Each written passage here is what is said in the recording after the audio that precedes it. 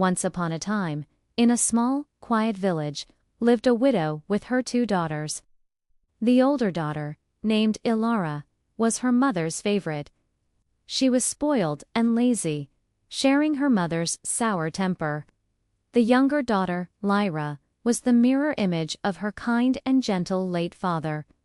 She was sweet-natured, hard-working, and always had a smile for everyone, yet her mother and sister treated her with nothing but cruelty. Every day, Lyra was forced to do all the household chores.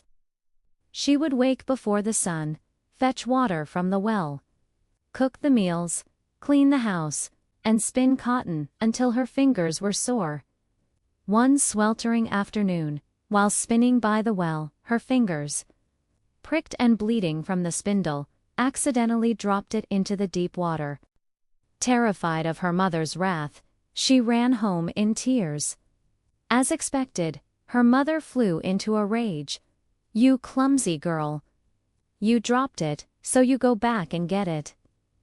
I don't care how you do it, but don't you dare come back without my spindle." Heartbroken, Lyra returned to the well.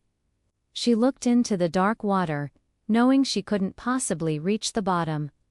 Desperate, and fearing the beating that awaited her, she felt a wave of despair wash over her and, without thinking, jumped into the well. But instead of cold water, she found herself falling gently through a soft, starry darkness.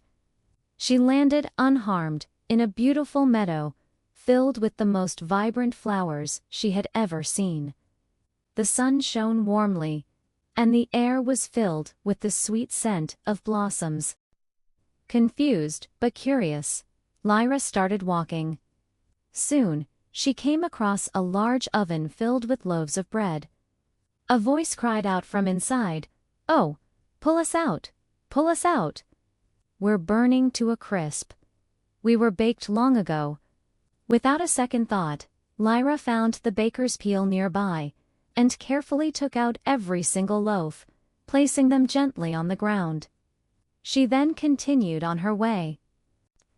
A little further on, she came to an apple tree heavy with ripe, red fruit. The tree rustled its leaves and called out, "Oh, shake me, shake me. My apples are ripe and ready to fall." Lyra ran to the tree and shook its trunk with all her might. Apples rained down around her like a red cascade. She gathered them into a neat pile at the base of the tree and smiled, happy to have helped. Finally, she arrived at a small, charming cottage. An old woman with unusually large teeth was peering out of the window. Lyra was frightened at first, but the old woman smiled kindly. "Don't be afraid, my dear child. Come and stay with me. If you do my housework well, you will be rewarded. Just be sure to make my bed properly, and shake the feather bed with gusto, so the feathers fly. When that happens, it snows down in your world." The old woman was Mother Hulda, the spirit of the well. Lyra, accustomed to hard work, readily agreed. She took great care with all her tasks, but her favorite was making Mother Hulda's bed. She would shake the feather bed with all her energy, and the feathers would swirl around her like a gentle blizzard. She lived a life she had never known, with plenty of good food and never a harsh word. But as time went on, Lyra grew homesick. Though she was happy, she missed her village, and strangely, even the family that had been so unkind to her. She told Mother Hulda, "Thank you for everything, but I can't stay any longer. I must go home." Mother Hulda was pleased with her honesty and hard work. "You have served me well, and you have a good heart. I will show you the way back myself." She led Lyra to a massive gateway. As Lyra walked through it, a shower of shimmering gold rained down upon her, clinging to her clothes, her hair, and her skin until she was covered from head to toe. "This is your reward for being so diligent," said Mother Hulda. Just as she stepped through the gate, The spindle she had dropped into the well appeared in her hand, now sparkling and clean. The gate closed behind her, and she found herself standing right by the village well. When she walked into her cottage, the rooster on the roof crowed, "Cock-a-doodle-doo, our golden girl is home, it's true."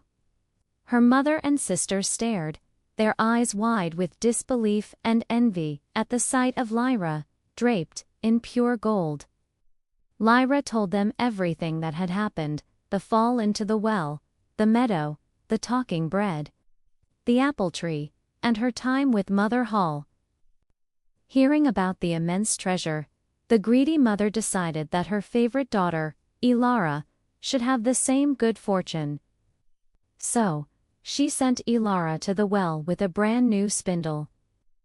Ilara deliberately pricked her finger and threw the spindle into the water. Then, she jumped in after it. Like her sister, she landed in the beautiful meadow. But her journey was very different. When she passed the oven and the bread cried out to be saved, Ilara scoffed, as if, "I'd get my hands all dirty." "You can just burn." She walked on. When the apple tree begged her to shake its branches, she replied, "You must be joking. What if an apple falls on my head? Shake yourself." She arrived at Mother Hulda's cottage with a sour look on her face, though she was a little scared of the old woman's large teeth. She remembered the promise of gold and forced herself to be polite. On the first day, she worked hard, remembering what Lyra had said about shaking the feather bed. She shook it with force, hoping for her reward. But by the second day, Ilara's laziness took over. She started waking up late and refused to make the bed properly. By the third day, she wouldn't even get up at all, lounging around and complaining. Mother Hulda quickly grew tired of her. "Your service is over," the old woman said, her voice stern. "It is time for you to go home." Ilara was thrilled, thinking her golden reward was finally coming. Mother Hulda led her to the same large gateway. Ilara stood under it, her arms outstretched, eagerly awaiting the shower of gold.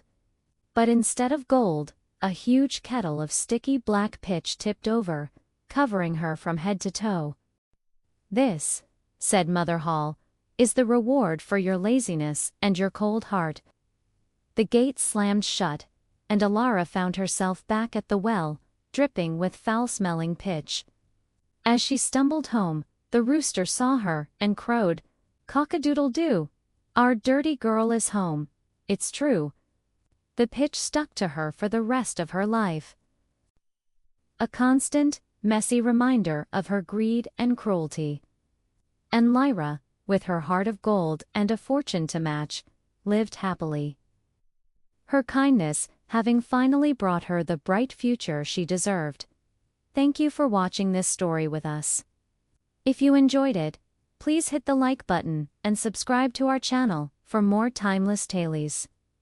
We love bringing these classic stories to life for you. See you next time.